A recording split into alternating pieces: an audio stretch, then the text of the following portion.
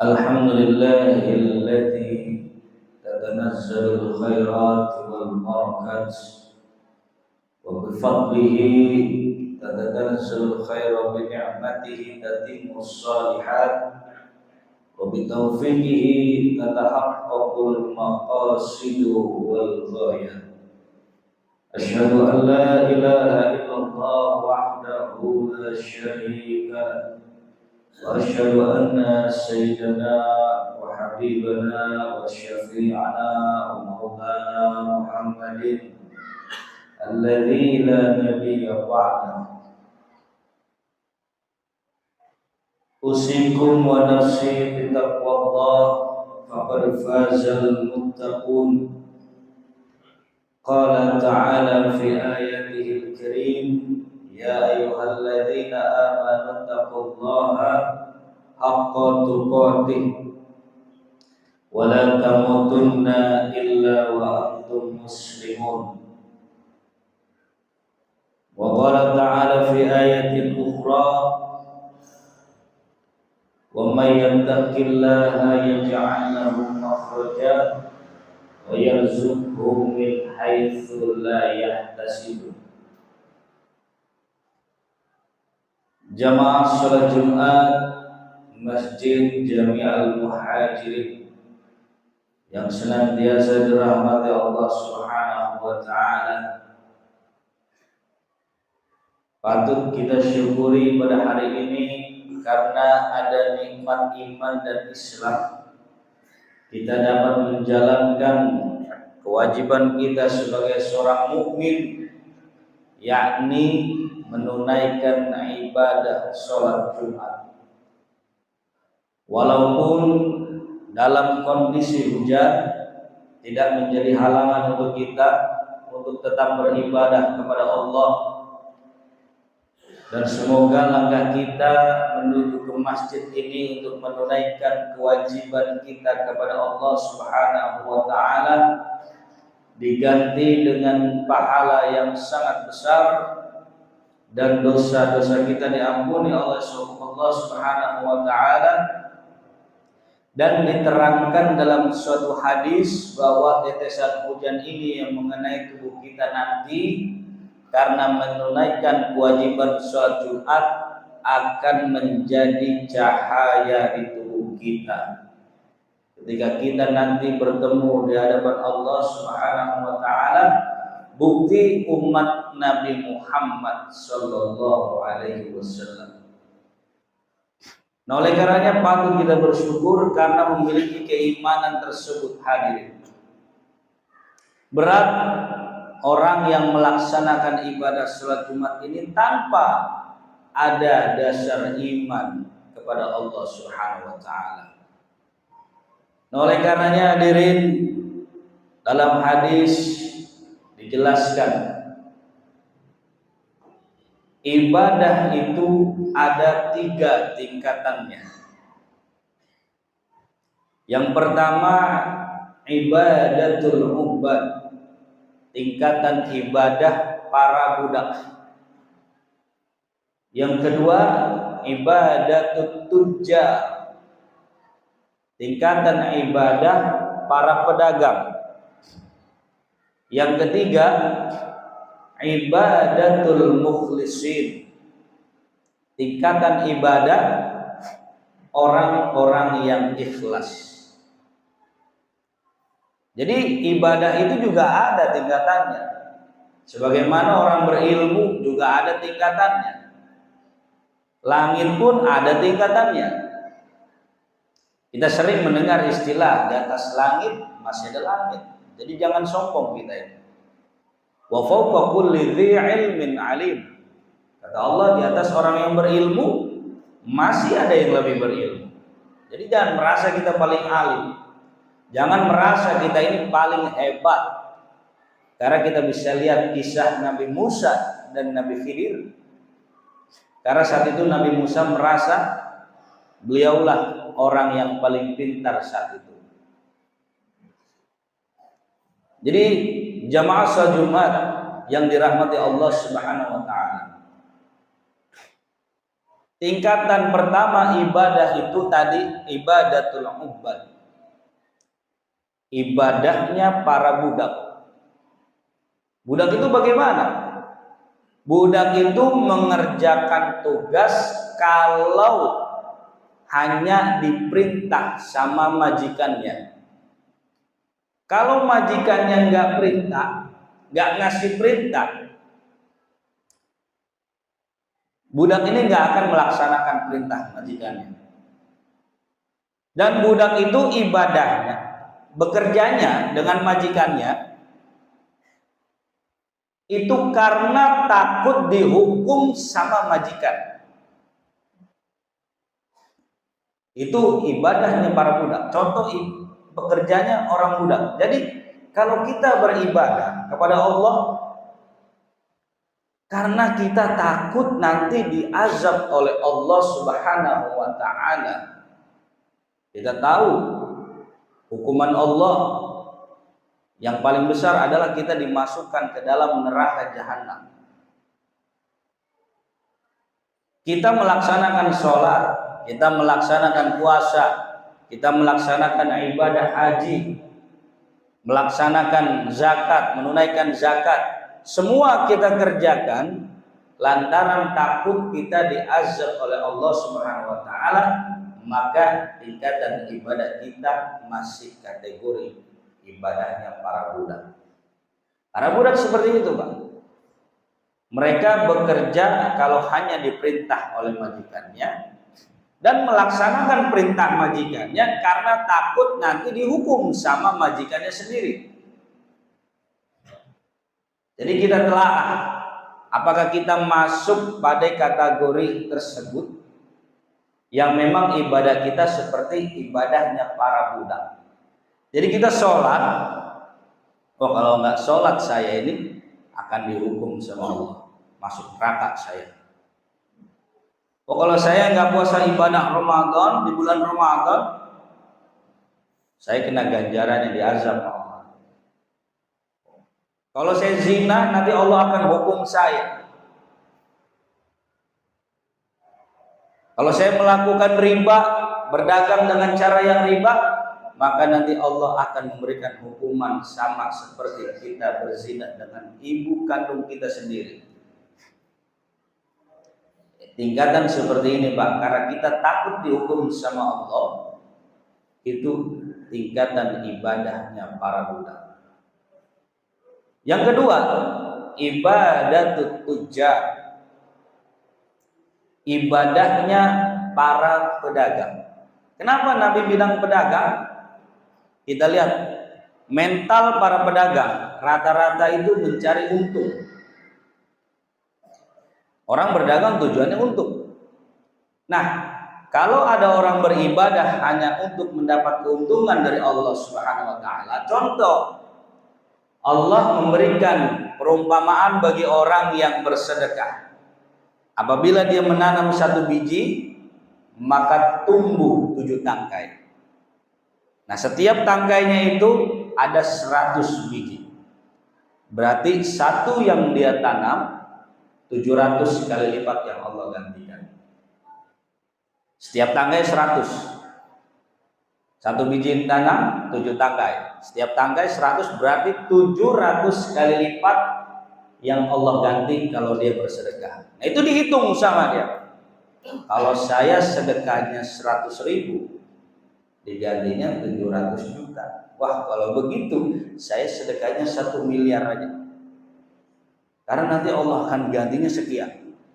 Sesuai dengan firman yang Allah bilang tadi. Dalam hadis lain Allah mengatakan, Nabi SAW bersabda, "Ma naqasa malun min shadaqatin bal yazdad bal yazdad." Tidaklah harta yang disedekahkan itu berkurang, melainkan akan bertambah dan bertambah. 2 kali lipat ditambahnya. Nah, ini ibadahnya para pedagang. Apapun yang dia keluarkan untuk urusan dunia, di situ dia menghitung pahala yang akan Allah berikan kepada kita. Makanya Rasulullah menyebutnya ibadahnya para pedagang. Seperti itu. Kemudian tingkatan yang ketiga, ibadatul mukhlisin. Ibadahnya orang-orang yang ikhlas. Ikhlas ini banyak makna, Pak. Ada yang mengatakan ikhlas itu kesadaran. Ada yang mengatakan ikhlas ini adalah orang-orang yang terpilih, dipilih oleh Allah Subhanahu wa taala.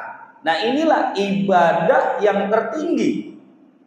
Dia tidak lagi takut dihukum sama Allah karena ibadahnya. Dia juga tidak mau menghitung berapa keuntungan kalau dia ibadah atau bersedekah kepada Allah. Keuntungan yang Allah akan kasih itu berapa, dia tidak mau menghitungnya.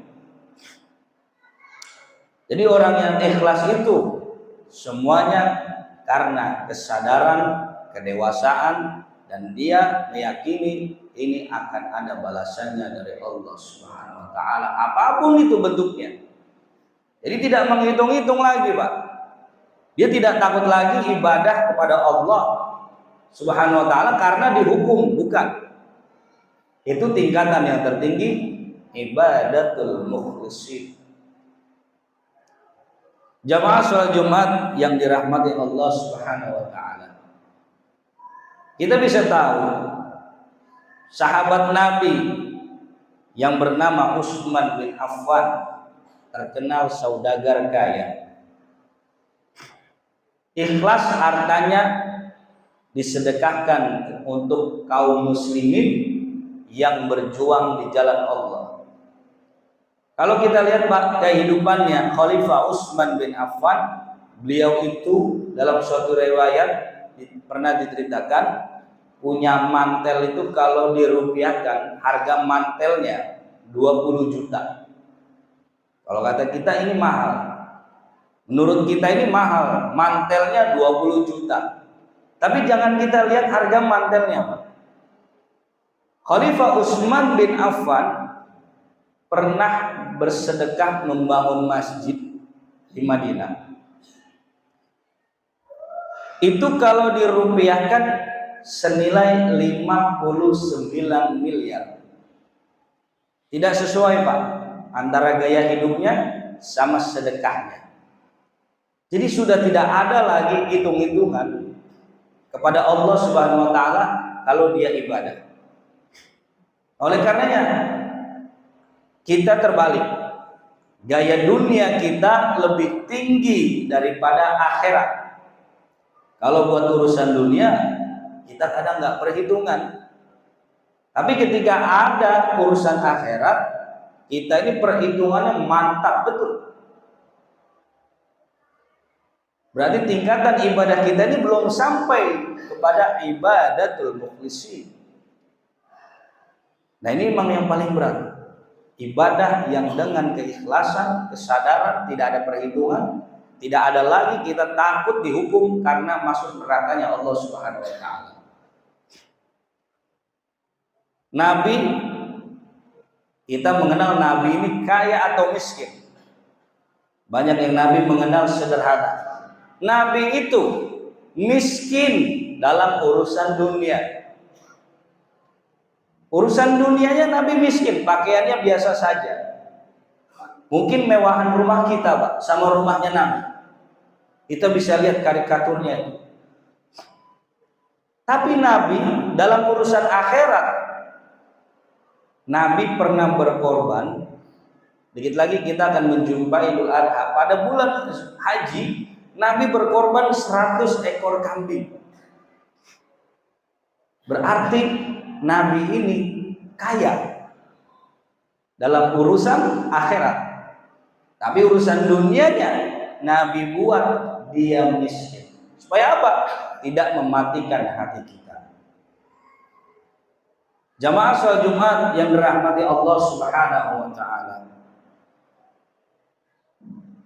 Jadi tingkatan ibadah itu tadi yang pertama ibadahnya para budak, kedua ibadahnya pedagang, ketiga ibadahnya para orang-orang yang terpilih.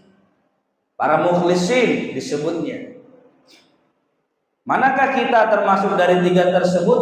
Hanya kita yang tahu. Kalau memang kita tidak bisa sampai di tingkat ibadahnya yang ibadatul mukhlisin, setidaknya kita masuk pada tingkatan ibadahnya para pedagang. Insya Allah kalau kita belum mampu ke ibadah yang mukhlisin, kita setidaknya mampu di tingkat yang kedua tadi. Jangan sampai ibadah kita ini masuk kepada ibadahnya para budak yang bekerja hanya kalau diperintah sama majikannya dan melaksanakan perintahnya karena takut dihukum sama majikan. Jangan kita sholat ntar kita takut diazab sama Allah, karena hakikatnya surga dan neraka ini masih jadi misterinya Allah Subhanahu wa ta'ala.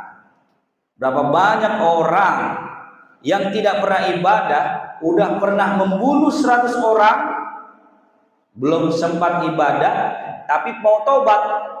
Begitu mau sesudah tobat dia mau sholat, gak kesampaian mau sholatnya, sudah meninggal duluan, tapi dicatat sama Allah min ahlil jannah.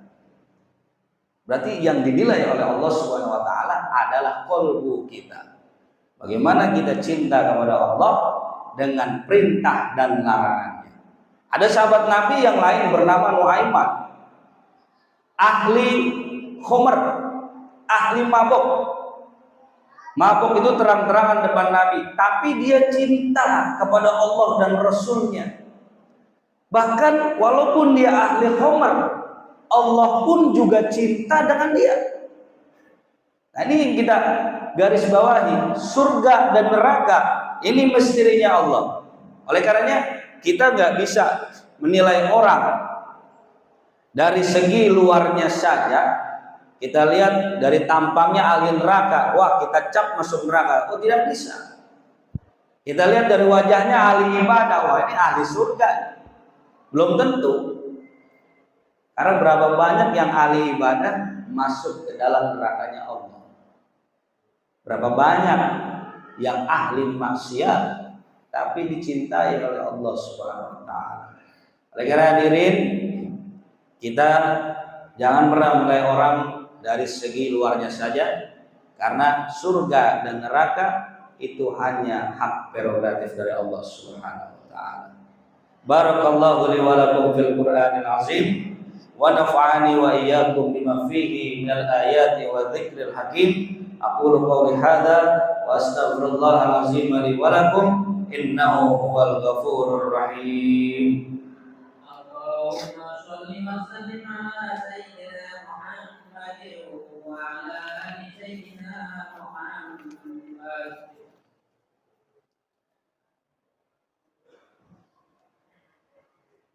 Alhamdulillah, alhamdulillahi ala ihsanihi wa syukru lahu ala taufiqihi wa imtinani.